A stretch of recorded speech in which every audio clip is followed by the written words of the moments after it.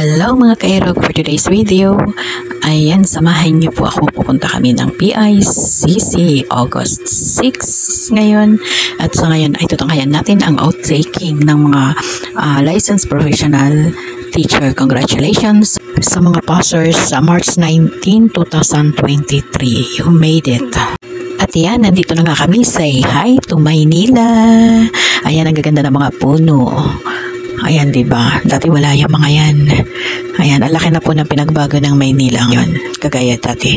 Ayan po kasi dati noon, lagi din kami dito sa PICC for biking. Kasi noon, ito yung pinaka-highlights bukod dun sa Luneta. Dito na yung mga pumupunta yung mga nagbabike. Ayan, kasi may biking area po dyan sa loob. Ewan ko ngayon kung meron pa rin. Tara, samahan niyo ako. At yan na nga, dito na kami sa paligid ng PICC sa area niya. At may oras pa naman, pwede pa tayong mag-ikot-ikot dahil sa ngayon napakaganda na ng paligid niya. Ang daming puno.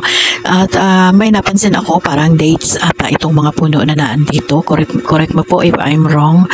Pero parang dates sa tingin ko sa Arabic Tamar. Meron na po din palang dates dito sa Pilipinas. Ayan po, napakaganda na ng paligid ngayon ng PICC. Hindi kagaya dati na matatakot ka dahil madilim pagka wala kang kasama.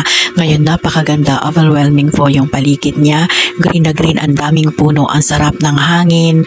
Tapos maaamoy mo yung amoy ng dagat kasi malapit na dito ang dagat. May mga nakikita rin kaming mga yacht na for rent, mga yate. Ayan. Doon sa dulo may mga yate na pinapaupahan. Ayan, di po ba? Ang ganda. Ayan ang PICC.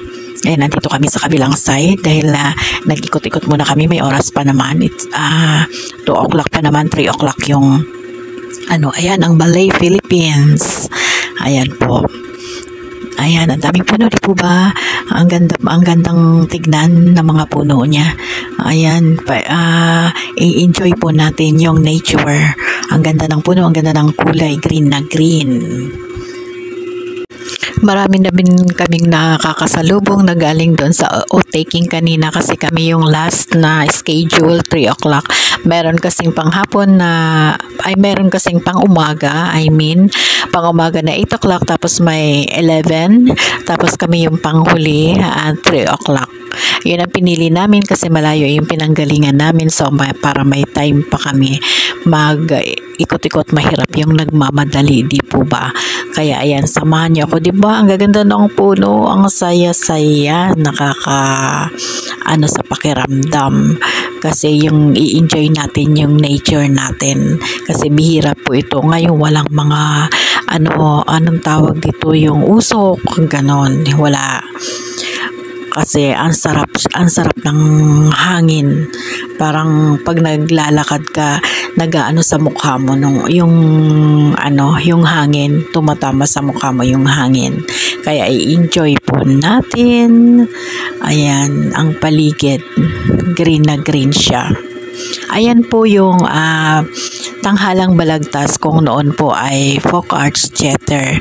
Ayan po yan. Noon lagi dyan na ginaganap ang mga concert, lalo na yung kay Pops Fernandez saka kay Martin Rivera. Shout out sa inyong dalawa. Dyan sila laging nagko-concert. Dyan kami laging nanonood noon ng concert nila sa Folk Arts Theater. Ayan.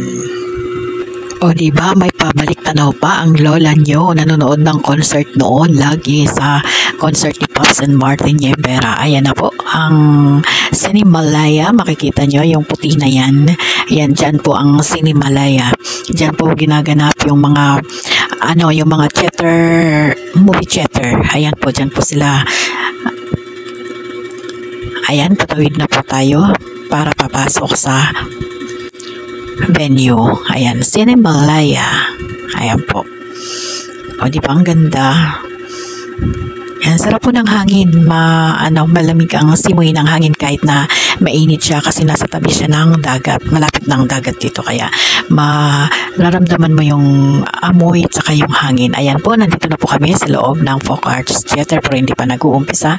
Nagpapasukan pala.